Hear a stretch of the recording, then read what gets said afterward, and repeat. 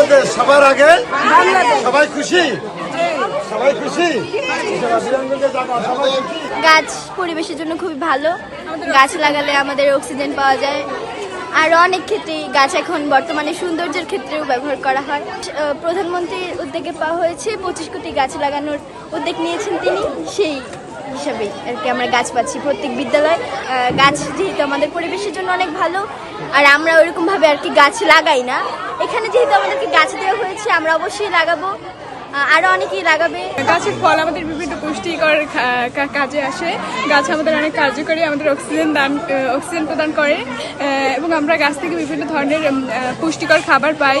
আমরা বিভিন্ন ফলস এবং বনজ গাছ দিচ্ছি, পেয়ারা, কাঁঠাল, আম, তারপর লেবু সহ নিম গাছ, বিভিন্ন গাছ আমরা দিচ্ছি। যে মূল লক্ষ্য হলো যে বাউফলকে একটা গ্রিন বাউফল তৈরি করা। আমাদের প্রধানমন্ত্রী তারেক রহমান 25 কোটি গাছ লাগানোর কথা বলেছে।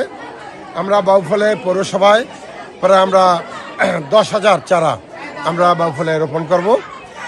সকল কলেজ, সকল হাই স্কুল, বালিকা বিদ্যালয়, সকল মাদ্রাসা, মহিলা কলেজ এবং প্রাইমারি স্কুলে আমরা এই গাছগুলো বিতরণ করব। এছাড়াও আমরা সরকারি জায়গায় রাস্তার পাশে আমরা বিভিন্ন ফলস গাছ এবং বনজ গাছ আমরা রোপণ করব, যাতে বাউফলে আমাদের আগামীর ভবিষ্যতে আমাদের গ্রিন বাউফল, সবুজ বাউফল হিসেবে পরিণত হয়।